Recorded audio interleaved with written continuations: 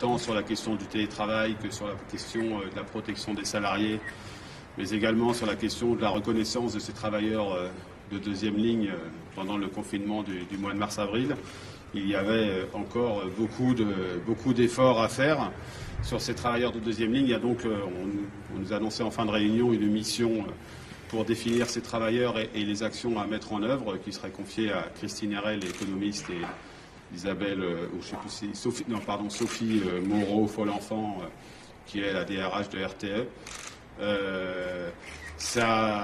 Faut pas que ça aille trop lentement. L'ensemble des organisations syndicales, dans le courrier qu'elles avaient adressé au Premier ministre, mettaient parmi les sujets en avant, mettaient ce sujet des travailleurs de deuxième ligne, encore plus a fortiori si on est dans une situation sanitaire qui fait que ces salariés vont de nouveau être exposés. Sinon, c'était un point sur l'agenda social. On a réinsisté sur le fait que l'agenda social devait se tenir pas simplement sur les réformes que nous contestons. Je parle de l'assurance chômage, donc il y a un report de 3 mois. C'est pas la réponse de l'abandon de cette réforme d'assurance chômage, mais on voit bien qu'en l'absence d'études d'impact, en l'absence de travail suffisamment approfondi et surtout face à un chômage qui augmente fortement, cette réforme, petit à petit, on est en train de faire la démonstration qu'elle n'est pas du tout adaptée à la période, en plus de son injustice initiale. On a évoqué le partage de la valeur. La CFDT a réinsisté sur l'idée qu'il fallait que chacun fasse ses propositions sur ce partage de la valeur, ce qui n'est pas le cas aujourd'hui. Ça implique pas seulement une question d'intéressement et de participation, mais également des questions salariales et des questions de gouvernance de l'entreprise. Il y a un point de satisfaction qui est aussi l'illustration que lorsque le dialogue social opère, on peut avancer. C'est tout le sujet autour des reconversions et notamment des dispositifs territoriaux de transition professionnelle qui vont être mis en place. Il y a une position unanime des 5 organisations syndicales et des 3 organisations patronales avec un amendement de l'État. C'est absolument nécessaire face aux difficultés économiques que l'on subit.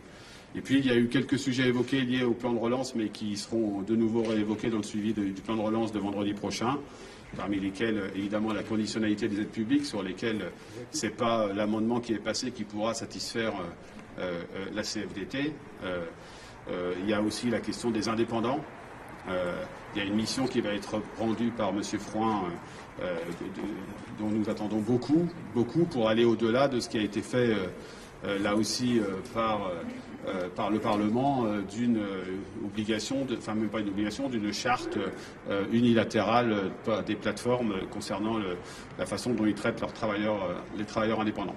Voilà, ça a été une réunion d'étape, une réaffirmation de volonté de dialogue de la part du Premier ministre, très affirmée, dans une période, je le rappelle, où quand même, tant sur la question économique, sociale que psychologique et même démocratique, on est dans une situation difficile liée à la situation sanitaire. Et moi, j'ai rappelé en préalable de mon propos qu'il fallait évidemment protéger et relancer, comme le dit le gouvernement. Mais il fallait se préoccuper aussi de l'ambiance du pays qui, je le crois, est compliqué aujourd'hui pour de multiples raisons et particulièrement pour des raisons de crise sanitaire et malheureusement la situation ne s'améliore pas. Est-ce que vous avez parlé télétravail? Est-ce qu'au vu de la situation qui est quand même très grave sur le plan sanitaire, vous êtes favorable à encourager encore davantage le télétravail, voire à imposer plus d'obligations aux entreprises? Je crois qu'il faut, moi j'ai réclamé qu'il faille des mesures de clarté et je pense que sur la question sanitaire, le télétravail est une bonne réponse. Il nous est renvoyé qu'il faut le fixer au niveau local, entreprise par entreprise. Je crois qu'on ne fera pas l'économie d'un cadrage beaucoup plus serré.